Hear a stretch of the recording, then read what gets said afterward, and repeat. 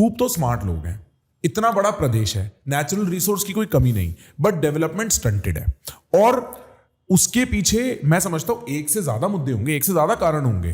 वो कारण क्या है और वो कारण सॉल्व करने के लिए हमें कितनी बार 5 साल के साइकिल वेट करने पड़ेंगे अगर एक बार में एक ही मुद्दा उठेगा तो? सही सरकार आ जाए हाँ, तो बिहार के स्टंटेड ग्रोथ को ठीक करने में करीब करीब 10 बरस लगेंगे। मैं उनमें से नहीं हूं जो ये कहता हो कि मैं आऊंगा और कल जनसुराज की सरकार बन जाए तो बिहार एकदम से देश का सबसे अग्रणी प्रसिद्ध देश बन जाएगा।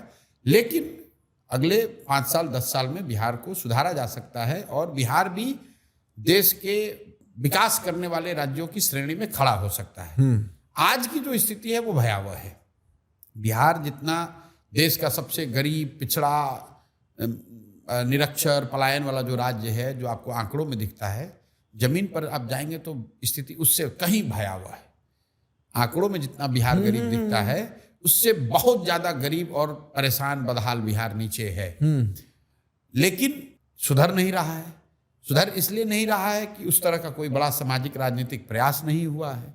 और जो दल यहाँ पर पिछले कई दशकों से राज कर रहे हैं वो कहीं ना कहीं अपने व्यक्तिगत स्वार्थ में उन्होंने इस तरह का कोई प्रयास नहीं किया या होने नहीं दिया। लेकिन मेरा ऐसा मानना है, जो आपने कहा, कि बिहार में लोगों की समझ में कोई फेर नहीं है। लोगों की चेतना थोड़ी दब गई है।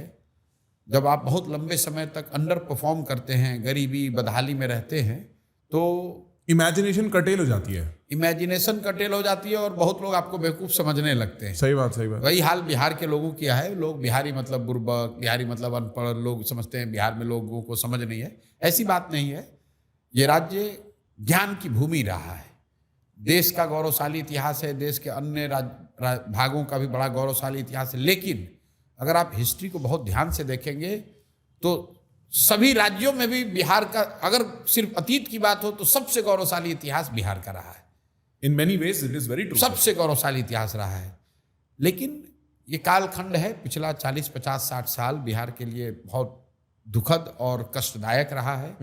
लेकिन मेरा ऐसा मानना है कि कभी तो सूरज फिर उठता है, कभी तो सूरज उगेगा, कभी तो यहाँ के लोगों की किस्मत सुधरेगी। और अगर वो सुधरनी है तो प्रयास तो लोगों को यहीं पर करना पड़ेगा। हम लोग उस प्रयास में एक तरीके से कैटलिस्ट की भूमिका में हैं, अपनी जिम्मेवारी समझ के इसको कर रहे हैं।